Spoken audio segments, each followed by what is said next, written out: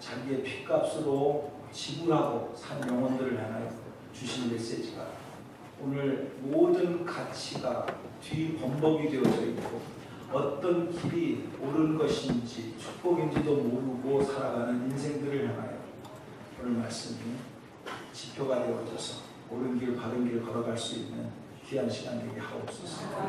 예수님의 이름으로 감사하며 기도 올리옵나이다. 저는 오늘 본 말씀을 중심으로 해서요, 실패 속에 숨어있는 축복이다 라는 제목을 가지고 함께 의미를 나누고자 합니다. 오늘의 본문의 배경은 이렇게 시작을 하죠. 드디어 이제 위대한 지도자 모세가 하나님의 부르심을 받고, 그리고 이제 그 뒤를 이어서 여호수아가 드디어 이제 리더자가 되어져 가지고 그렇게 꿈에 그리던 하나님 약속한 땅 가나안 땅을 들어가게 됩니다. 얼마나 감격적이겠습니까? 생각을 해보세요.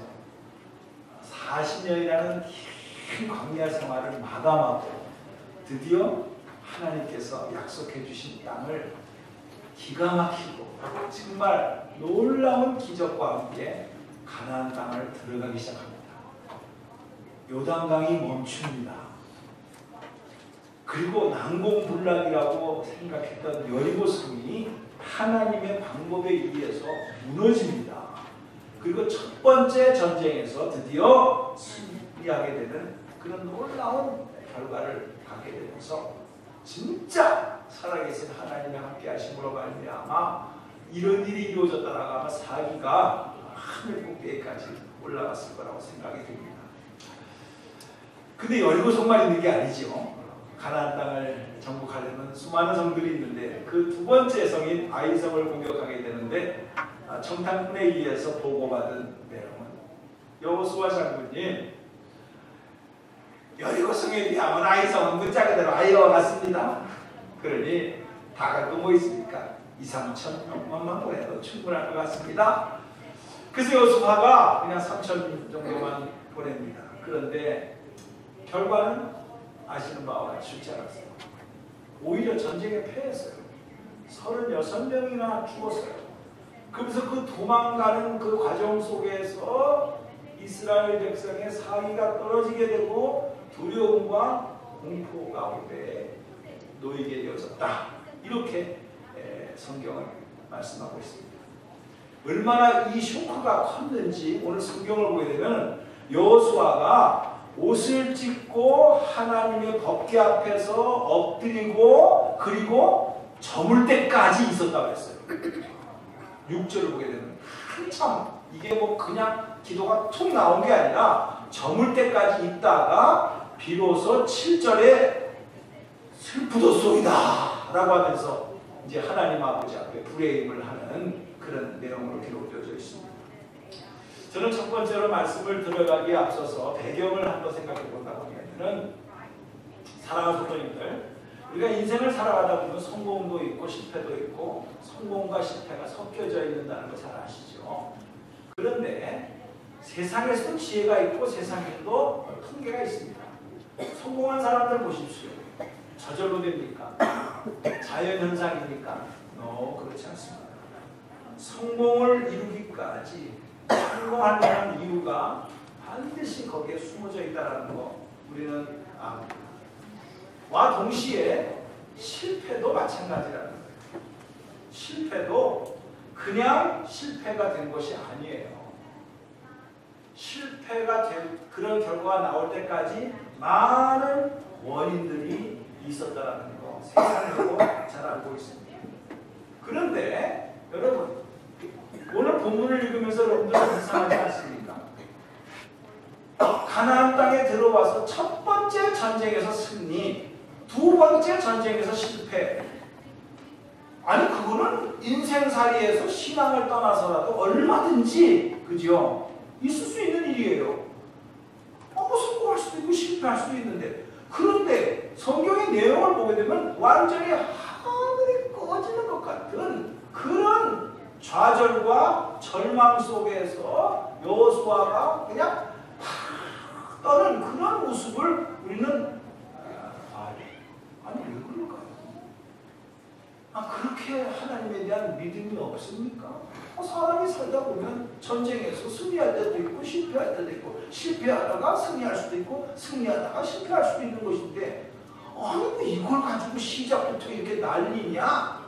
라고 여러분들이 한번 의문을 갖고 왜 이렇게 여호수아가 하나님 아버지가 어찌하여 이럴 수가 있습니까? 라고까지 했을까?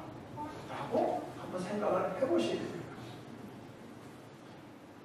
그거는요, 여호수아가 세컨으로 있을 때 첫 번째 지도자였던 모세와 함께 동역을 하면서 모든 것을 수십 년에 걸쳐서 다 보고 왔어요.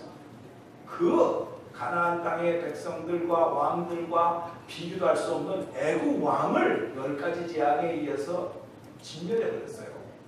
40년 동안 하나님께서 이끌어주신 놀라운 은혜 속에서 그는 실제로 몸으로 부딪히면서 하나님이 하나님 되심을 확실하게 믿었어요. 근데 그는 샥이 온 거예요. 아니 그런 하나님이 그것도 어쩌다가 아니고 수십 년 동안 이스라엘 백성과 함께 했던 하나님이 아니 어쩌다가 실패가 그 하나님과 함께 있었음에도 불구하고 생길 수가 있을까?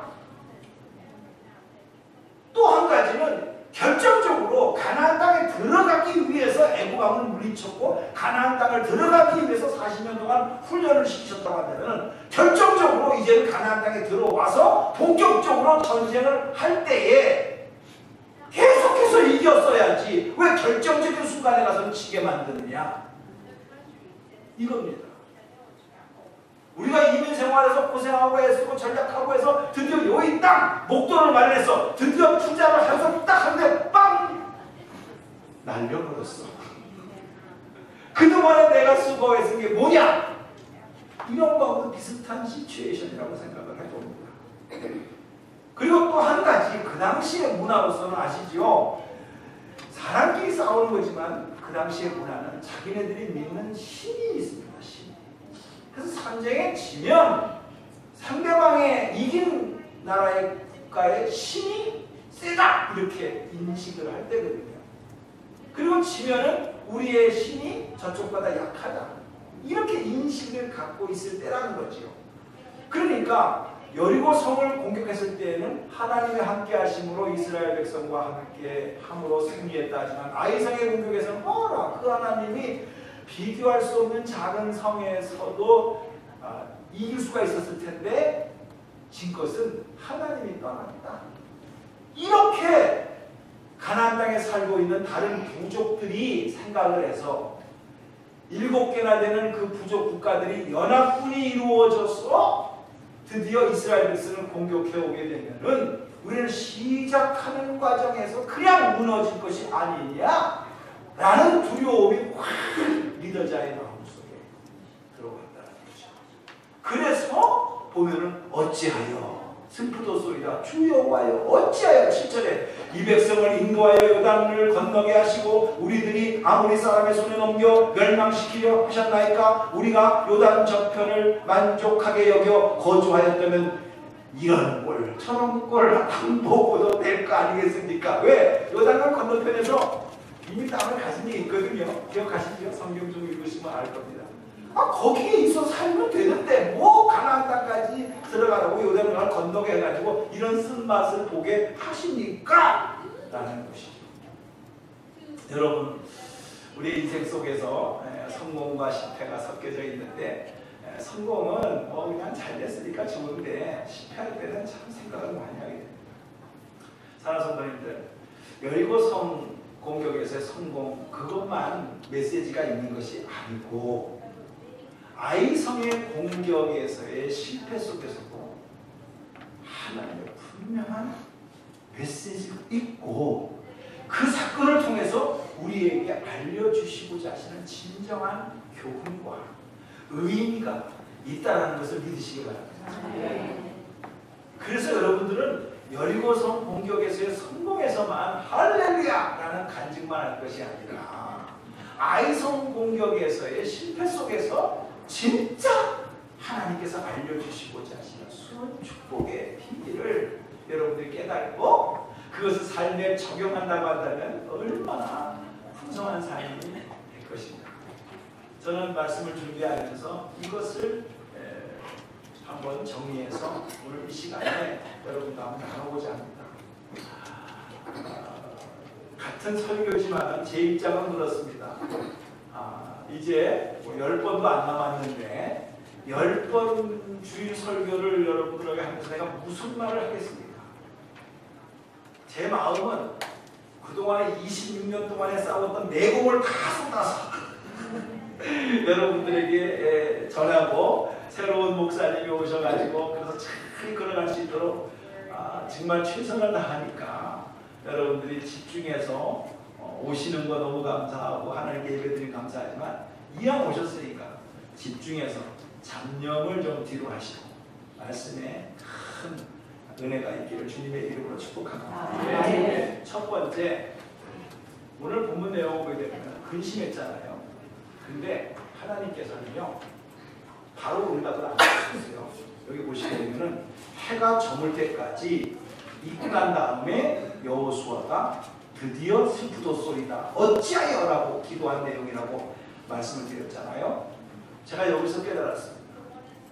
옛날엔 제가 목회를 하고 막 그랬을 때에 이런 스타일이었어요. 이제 집사님이 전화 옵니다. 목사님 이런 문제가 생겼어요. 우리 모건 식구들만 이런 문제 빨리 오셔서 기도해 주세요 라고 그렇게 부탁을 합니다. 그러면 총알처럼 달려갑니다. 그래가지고 그 문제 현장에서 기도도 해주고 상담도 하면서 그렇게 이제 하나님의 뜻을 전하기도 합니다. 근데 요즘은요 제가 그렇게 안 해요. 게을러서가 아니라 뜻이 있어요. 왜냐하면 조금 전에 말씀드렸다시피 성공할 때만 하나님의 메시지가 있는 게 아니에요. 성공할 때도 이유가 있어서 성공한 것이고 같은 원리로 실패했어도 문제가 생겼어도 저절로 생긴 게 아니라 문제에 이유가 있어요. 그거를 좀 본인이 생각할 수 있는 시간을 주라는 거예요. 하나님의 메시지가. 울음이 나올 때는 울 만큼 울도록 내버려 두라는 거예요. 탄식할 적에는 탄식한 만큼 탄식할 시간을 주라는 거예요. 왜 그러냐면 고린도 후서 7장 10절을 보게 되면 우리가 고린도 후서 공부하고 있지 않습니까? 보게 되면 이런 말씀이 나옵니다. 하나님의 뜻대로 하는 근심은 후회할 것이 없는 구원에 이르고 회개에 이른다. 그러나 세상 근심은 사망에 이른다 라고 말씀하고 있어요. 그러니까 그 근심은 두 가지예요. 내 팔자야! 라고 그 세상식으로 하는 근심이 있어요. 근데 그 근심은 결국 사망으로 이끈다라는 거예요. 1부 때는 왜 나왔는데 2부 때는 왜 안 나와? 그런데 하나님의 뜻대로 하는 근심이 있다라는 거예요. 그거는 구원에 이르고 회개에 이룰 수 있는 아주 필요한 거라는 거예요. 그러므로 근심은 뭐 아무 때나 근심이 되는 것이 아니라 문제가 생겼을 때 근심이 생기는 것이니까 이거를 생기자마자 생각할 여유도 없이 그냥 목사니까 달려가서 아이고 그럴 수 있습니까? 하고서는 한다면은 위로는 되고 말씀은 선포되는 거지만 본인이 그 사건을 통해서 깊이 생각할 기회를 안 준다는 거예요. 내가 왜 이렇게 됐는지, 나의 존재가 무엇인지, 지금까지 어떻게 해서 내가 살아왔는지 이거는 평상시에는 모릅니다. 어려운 일이 생겼을 때 우리는 깨달을 수 있는 것이 인간의 심리거든요. 그걸 아세요, 하나님께서. 그래서 여호수아가 옷을 찢고 하나님의 법궤 앞에 엎드려서 머리에 팅크스 뒤집어 쓰고 저물도록 있다가 그래요. 저물도록 있다가 그 시간이 필요하다는 거예요. 그것을 깨달았고요.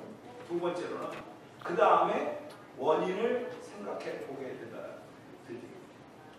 여러분, 이게 여러 가지 우리가 문제가 생겼을 때 생각해 볼 수 있는 것이 많습니다. 어떤 사람에게는 경제적인 문제가 있고, 어떤 사람에게는 정신적인 멘탈의 문제가 있고, 그 다음에 어떤 사람은 한국과 미국과의 문화적인 차이를 구별하지 못해서 생기는 것이 있고 자기의 가치관에 문제가 있어가지고 그래서 어려운 문제가 생길 수가 있고 여러 가지 문제로 파악할 수가 있는데 여러분 성경은 깊이 한번 그 문제를 실제로 분석을 해보게 되면 한 가지 결론으로 나올 수 있는 게 있습니다. 뭐냐면 결국은 하나님과 나와의 관계예요. 하나님이 구구절이에요. 우리가 수요일날 금요일날 교육관에서 어린아이들을 보고 잠언서를 가지고 지금 가르치면서 적용까지 하고 그러면서 SAT 훈련까지 하고 있는데 잠언 하나만 보더라도 우리의 인생의 지혜를 다 깨달을 수 있어요. 지키느냐 안 지키느냐는 둘째 문제고 그런 주옥과 같은 말씀이 있어요. 근데 그것을 무시해요. 솔직히. 그리고 자기 멋대로 하면서 문제가 안 생길 적에는 뭐 다 되는데 뭐 잘 돌아가는데 이렇게 합니다. 그러다가 문제가 딱 생기게 될 경우에는 결국은 그 말씀 불순종하고 그 말씀 안 들었기 때문에 그런 결과가 나왔다라는 것을 사건이 생기고 난 다음에 알게 되는 거죠. 그래서 하나님께서는 이렇게 말합니다. 10절에 여호와께서 여호수아에게 이르되 일어나라 어찌하여 이렇게 엎드렸느냐. 영어 성경에는 너무너무 멋있게 되어져 있습니다. Joshua, stand up! What are you doing now on your face? 아주 저거는 굉장히 기도하는 자세로서의 모습이 고개를 푹 숙이면서 어떻게 하겠습니까? 하고서 하는데 하나님께서 기도하는 것은 너무나 좋은 것이니까 내버려 둬야 되는데 왜 스탠드업이라고 말합니까? 저거는 기도하는 자세가 아니에요. 좌절, 분노, 원망 이것으로 해서 더 이상 얼굴 대하기 싫습니다. 이럴 수가 있습니까? 하나님 배신되었다 이거죠. 하나님이 언제 실수하신 적이 있으십니까? 실수하지 아니하시는 하나님이신데 그 하나님 붙들고 왔는데 왜 우리가 이 모양이 됐습니까? 아이성이 세서입니까? 아니면 정치적인 이유가 있습니까? 여러 가지 생각을 해봐도 대답이 없는 거예요. 그런데 하나님께서는 스탠드업 하면 하는 겁니다. 조슈아야, 너 그렇게 뺏긴 나를 못 믿어. 하나님이 그동안에 40년 동안 먹여주고 입혀준 거 어디 갔어? 하나님이 주관하시는 거 어디 갔어? 하나님의 능력이 어디 갔어? 하나님의 경륜이 어디 갔어? 섭리가 어디 갔어? 뜻이 어디 갔어? 야, 결국은 너 하나님의 언약을 지키지 아니한 결과가 아니냐라고 스탠드업 한 다음에 11절에 이스라엘이 범죄하여 내가 그들에게 명령한 나의 언약을 어겼다, 도둑질했다, 숨겼다, 이거를 지적하고 있는 내용이 아닙니까?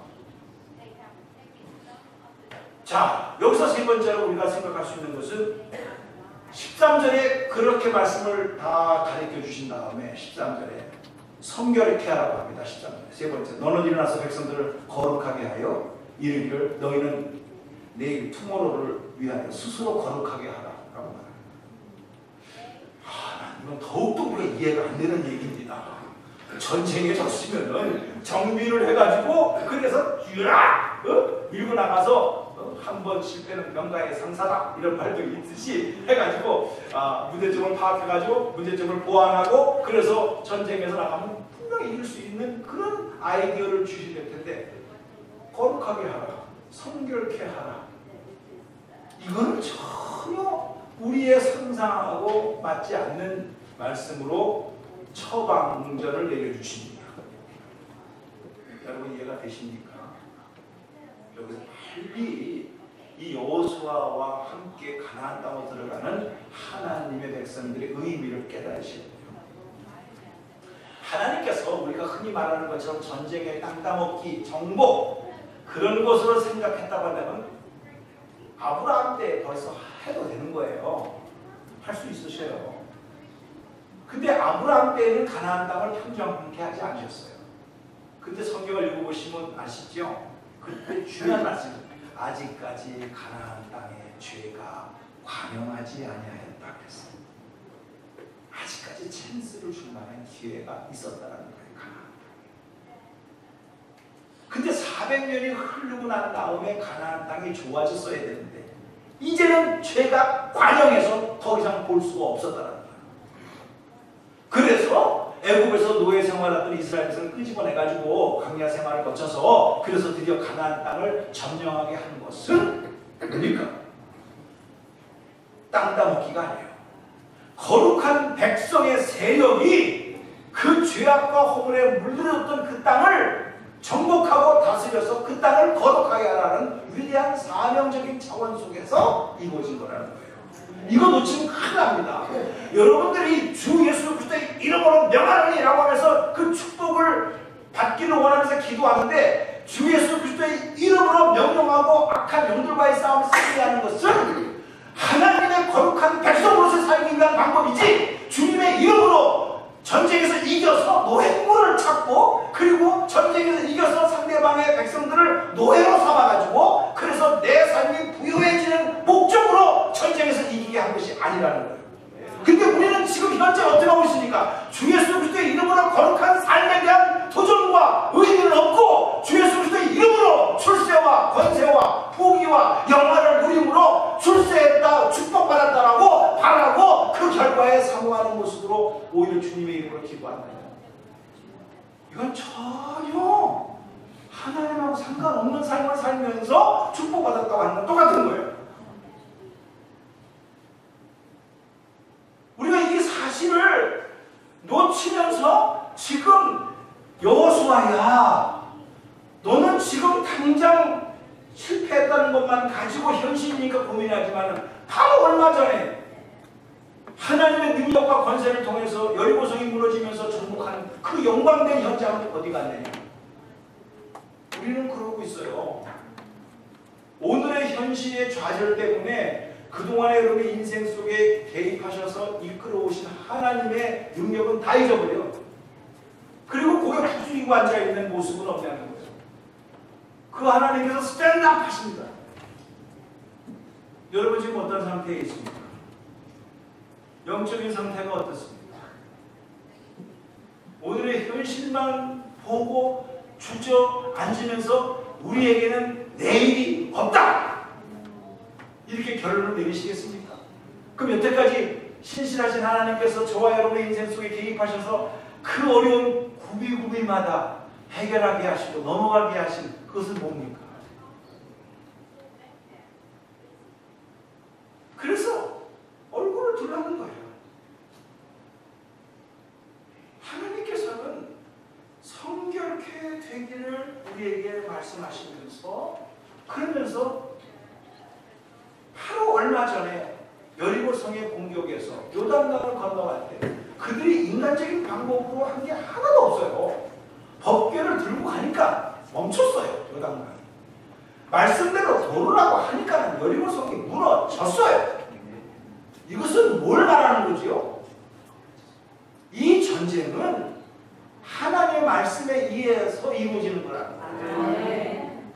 우리의 인간적인 방법이 아니라는 거예요. 죽이라고 그러면 죽이고 불태우라고 하면 불태우고 그것의 자세를 통해서 거룩한 백성으로서의 모습으로 말씀에 순종해서 갈 때에 이 약속의 땅은 너희 땅이 될 것이라고 하는 방법론을 훈련시키면서 하는 것인데 인간의 마음이 그렇지가 않다는 거예요. 이민생활에서 하나님의 은혜로 된 것이고 이렇게 해서 했다는 말과 간증을 다 하는데 진짜 100% 그렇습니까? 그 속에 그래도 내가 한게 있잖아요. 그거에 대한 약간의 공로의식이 1%, 2%라도 들어가 있지 않습니까? 이게 딱 아간이에요. 여리고성이 무너지고 하나님의 방법으로 성벽이 무너지고 승리한 거 다 알아요. 수십만 명이 다 봤어요. 그러나 승리하고 난 다음에는 드디어 열매가 뭐지요? 거기에 있는 모해물, 거기에 있는 사람들, 저거 왜 죽여? 노예로 쓰면 내가 얼마나 편안한데. 저거 왜 불태워? 내 집에다가 숨겨놓으면 얼마나 필요할 때 쓰면 되는데. 마치 자기가 싸워서 승리한 그 노획물과 승리의 결과로 누릴 수 있는 것을 누려야 마땅하다라는 생각이 들기 시작했다는 거예요. 이게 아간입니다. 성경을 보면 아간이 아간 한 사람으로서 끝나는 것이 아니에요. 아간 죽일까? 이렇게 판단하면 안 돼요. 누구에게나 이 아간의 마음이 다 있다라는 것을 거룩한 백성이 되어라, 성결된 백성이 되어라, 성결케 하라 라고 하나님께서 말씀하실 때는 아간 한 사람의 샘플이지만 아간 한 사람에게만 적용되는 것이 아니에요. 그것을 세 가지로 말씀을 증거하면서 말씀을 마치려고 합니다. 첫 번째, 아간이라는 이름 속에 숨겨져 있는 하나님의 메시지는 아간의 행동을 통해서 보면 탐심입니다. 성경을 보게 되면 금덩어리 하나를 보고 내가 탐심이 나서 그렇게 했나이다. 7장 21절에 읽진 않았습니다만 그렇게 써 있습니다. 내가 노력한 물건 중에 시날산의 아름다운 외투 한 벌과 은 200세겔과 그 무게가 50세겔이 되는 금덩이 하나를 보고 탐내어 가졌나이다. 이렇게 아간이 고백하고 있어요. 금덩어리를 보고 탐이 났다 그랬어요. 탐심. 다시 한번 여러분들이 탐심에 대한 정의를 내리셔야 됩니다. 그것은 일찍이 사도 바울이 골로새서에서 3장 5절에 이렇게 말합니다. 시기와 질투 다 그렇게 서술한 다음에 탐심은 곧 우자로 시작하는 거예요. 우상숭배다. 분명히 골로새 3장 5절에 되어 있습니다. 그러므로 땅에 있는 지체를 죽이라. 곧 음란, 부정, 사욕, 악한 정욕, 탐심이니 탐심은 우상숭배니라. 6절에 이것들로 말미암아 하나님의 진노가 임하느니라. 여러분 이 말씀 꼭 새겨드립니다. 하나님의 방법으로 했다, 하나님이 다 하셨다, 하나님께 영광이다라고 하지만은 그것으로 인해서 생긴 결과를 가지고 내 거다, 왜 죽여, 왜 태워, 숨겨놓으면 되잖아 라는 탐욕이 생기기 시작했다. 사랑하는 분들, 성공을 하십시오, 부자가 되십시오, 건강하십시오, 다 기도 제목입니다. 그러나 더 중요한 거 있어요. 부자가 되고 난다, 건강하게 된다, 성공하게 된다, 탐욕을 다스릴 능력이 있습니까? 우리는 그걸 안 가졌기 때문에 깨끗한 것 같아. 그러나 몰라, 갖고 나면 어떻게 될지. 지금 이 탐욕은 갖고 난 다음이에요. 그 금덩어리를 보고 난 다음에 숨기겠다는 생각을 가졌다고 그러잖아요. 금덩어리를 안 보는 순간에는 숨기라는 생각도 없었어. 그러므로 성경에서의 이 탐욕은 굉장히 오늘 우리 이 시대에 너무나도 중요한 메시지를 던져주고 있습니다. 그래서 이거는요, 실패할 때 깨달아지는 것이지 잘 돌아가고 물건이 막 들어올 때는 탐욕이 뭔지도 모릅니다. 내가 똑똑해서 내가 잘 돼서 그런 줄 아는 거예요. 그런데 그것을 잘못 관리해가지고 실패가 되는 순간에 아! 이게 원인이었구나! 라고 깨닫게 해주시기 위해서 이 탐욕이라는 메시지를 아간의 마음속에 던져주고 저와 여러분의 마음속에 아간과 같은 탐욕이 있는가를 점검해 빨리 보라는 거예요. 두 번째, 이기심입니다. 비밀리에 말씀하신 것이 아니에요. 60만 대군 앞에 다 공적으로 선포한 내용입니다. 불태워! 다 죽여! 여리고성에 있는 모든 그 회복을 갖지 마! 선포 다 했어요. 그런데 그 중에 아가만 나는 괜찮겠지. 이기심이 발동을 했다라는 거예요. 이게 죄라는 거예요. 이게 죄라는 거예요. 이기심이 딱 드는 순간에 들리지 않습니다. 되는 게 없습니다. 그리고서는 이기심이 발동해 보세요. 교회가 어떻게 돌아가든 상관없습니다. 나만 뭐 집안이 어떻게 되든 간에 이기심으로 잡혀지는 사람은 신경 안 씁니다. 나만 나라의 국가가 어떻게 되든 간에 나만 국물면 되지. 이기심이 그렇게 무서운 거예요.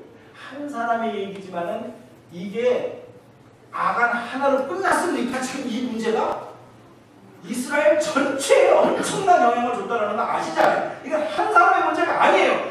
자기만은 괜찮겠지라는 생각이 이 엄청난 재앙을 초래했는데도 이기심은 그거를 용납 안 해요. 못 돼서 안 들려요. 그 소리가.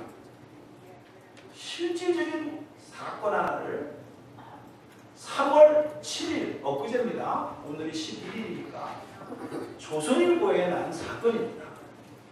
여러분도 잘 아시다시피 얼마나 우리나라의 냉장고와 세탁기가 LG와 삼성이 성능이 너무너무 좋고 디자인이 좋아서 트럼프가 놀래가지고 미국에 있는 냉장고 세탁 공장이 장사가 안 되니까 특수 관세를 매겨가지고 가격 경쟁에서 비교가 안 될 정도로 높은 가격으로 삼성 LG의 세탁기를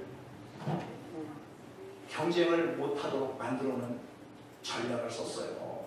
그만큼 세계 1위입니다. 기술이. 그런데 그 내용을 알고 보니까 삼성, LG의 자체 기술이 아니에요. 우리나라 중소기업에서 10여 년 동안 신문에 나는 대로 하게 되면 수백억을 들여서 연구를 해가지고 자체 개발을 해서 우수한 모터를 개발을 해서 그것을 삼성하고 LG에다가 이렇게 납품을 함으로 말미암아 그 기술력과 디자인이 합쳐져서 세계 1위의 상품이 되었다는 거예요. 그런데 너무나도 이기심이 얼마나 무서운 거냐면 그 엔진과 그 모터를 개발하는 핵심 기술자가 중국에다가 한국에서 주는 연봉의 2배를 주겠다. 주택을 주겠다. 차량을 주겠다. 그 조건을 받아들여가지고 넘겼어요. 혼자 힘으로 안 되니까 같은 회사에 냈던 다른 연구원들을 포섭해가지고 그 파일에 있는 5,900개의 비밀스러운 모든 거를 넘겼어요. 중국에서 그거를 받아가지고 지금 수출하고 있어요. 한 사람의 비밀 연구원이 자기는 그것으로 인해요 2배의 월급과 베니핏을 주었으니까 잘 살았다는 건 맞아요. 그러나 그 결과 나라에다가 미치는 엄청난 손해와 회사에다가 수십억을 들여서 개발한 그 연구 결과를 순식간에 팔아넘긴 이기심. 이거는 한 사람의 문제가 아니에요.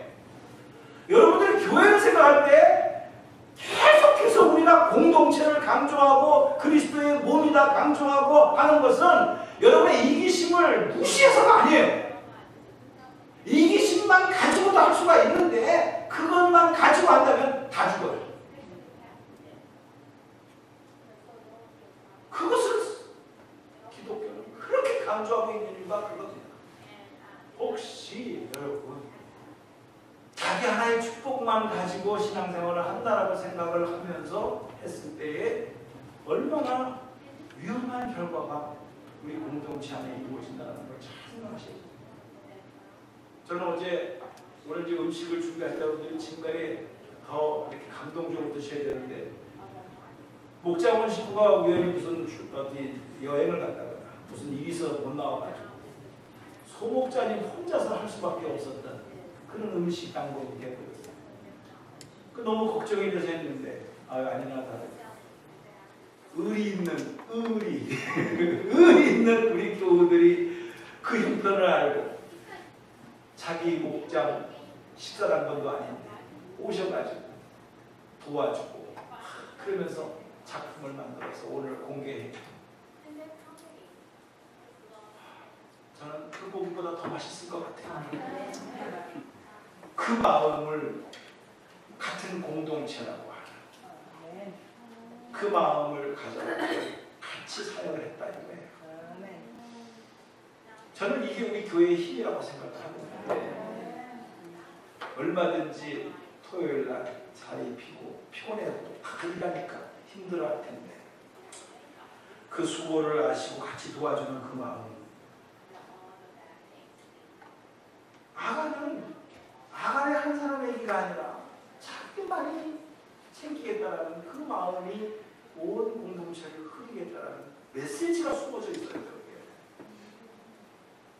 마지막으로 세 번째 우리가 던져주는 메시지는 뭐냐면 숨겼다라는 거예요. 이거는 아주 할 말이 많습니다. 성경에 이제 7장 우리가 다 안 읽고 16절서부터 보게 되면 이에 여호수아가 아침에 일찍 일어나서 이스라엘을 그 지파대로 가까이 나오게 하였더니 유다 지파가 뽑혔다고 그랬어요. 그죠? 제일 첫 번째 12지파 다 모여! 그래가지고 거기서 제비뽑기를 하니까 유다 지파에서 문제가 생겼다라고 하나님께서 가르쳐줬어요. 유다 지파만 남고 다 흩어져. 유다 지파 쫙 이래서 세라 족속이 뽑혔어요. 17절에 유다 족속을 가까이 나오게 하였더니 세라 족속이 뽑혔다. 그래서 남자만 남고 다가 거기서 삽디가 뽑혔다. 삽디는 드디어 아간의 할아버지예요.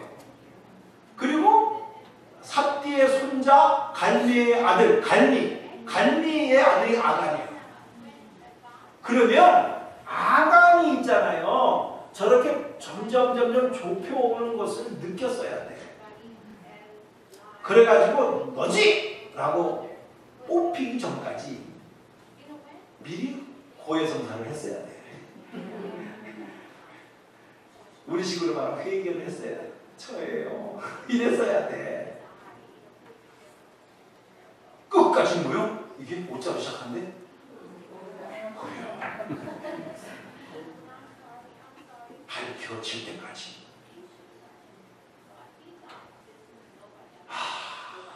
저는요 미국 생활에서 미투를 배우고 나서 얼마나 편리한지 몰랐어요. 영어 잘하는 사람이요 앞에다 시킵니다. 그다음에 뭐라고 이거 미투 얼마나 좋아요. 그렇게 편리한 영어 단어가 지금 이상하게 미투가 되어버렸어. 전 세계적으로 미투 운동이 일어나가지고 이게 성폭력, 성추행 이런 걸로써 그냥 하는데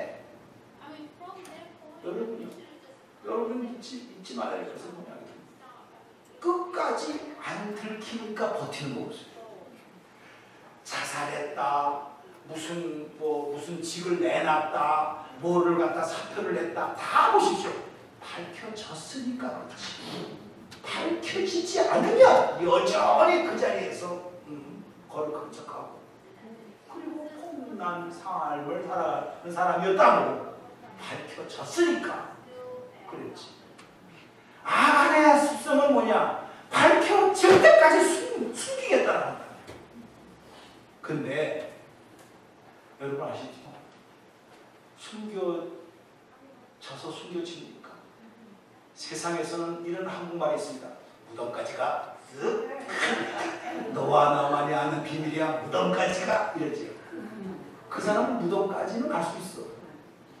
그러나 여러분이 잘 아시는 요한계시록 20장 12절을 보게 되면 자기 행위를 따라 책들에게 기록된 대로 심판을 받을 것이다. 하나님의 말씀 요한계시록 20장 12절에는요 분명히 무덤까지는 갈 수 있지만 무덤 이후에 있을 심판대까지는 다 드러난다는 거예요. 어딜 숨겨?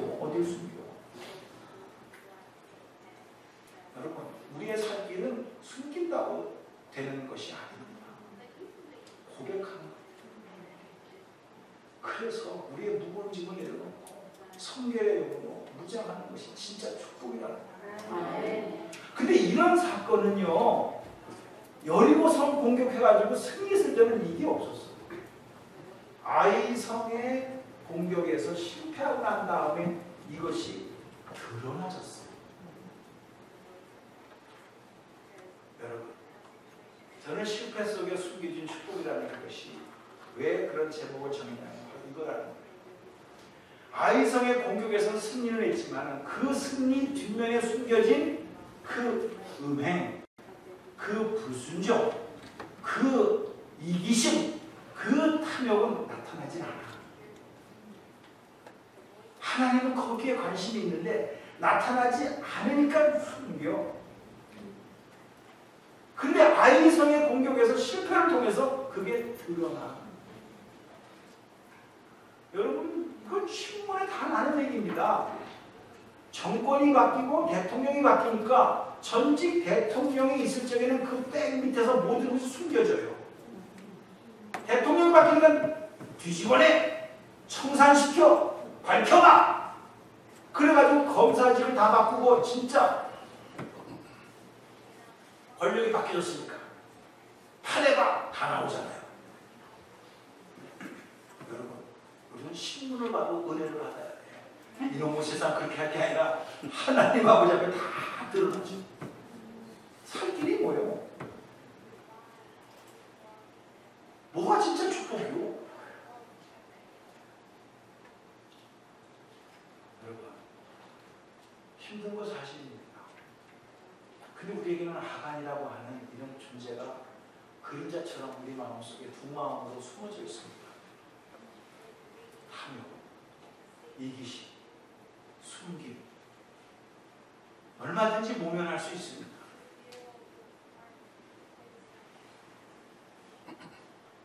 우리는 자살했다라고 하는 충격을 그 조모시기가 그렇게 해가지고 그렇게 신문에 나서 하지만은요, 안 밝혀졌으면은 여전히 지금 할 거 다 하면서 살았을 거예요. 아닌 척하고. 그게 축복입니까?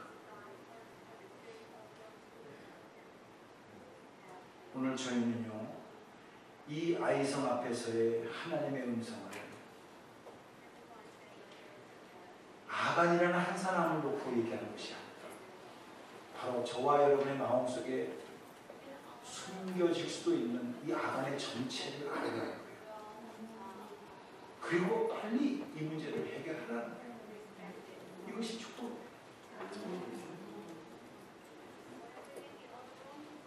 말씀을 마치면서 이런 소리가 하나님의 소리로만 들리는 것이 아니에요. 우리는요, 항상 두 가지 소리를 들어요. 하나는 하나님의 소리, 하나는 마귀의 소리. 마귀는요, 이래요. 숨어, 아직도 괜찮아. 챙겨. 너 것도 챙겨야지. 너 수고했잖아. 이 소리가 들립니다. 얼마나 달콤한지 모릅니다.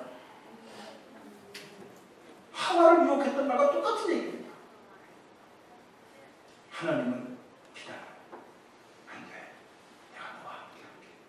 약속을 지켜야지. 여러분은 어떤 소리에 귀를 기울이십니까? 그리고 어떻게 결단하시겠습니까? 내 속에 있는 속사람의 이 음성은 누구와 동업하기를 원하십니까? 사탄의 소리와 동업합니까? 하나님의 소리와 동업을 합니까?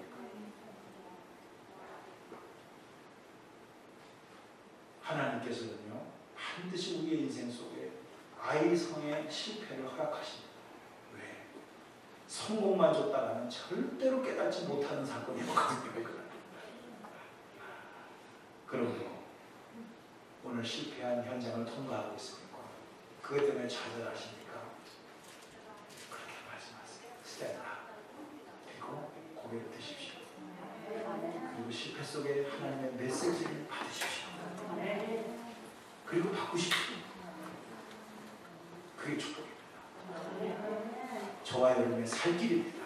우리의 공동체가 살아갈 길입니다. 우리 교회가 장작교회로서 사명을 감당할 수 있는 계기가 될 줄 믿습니다. 아멘. 기도하겠습니다.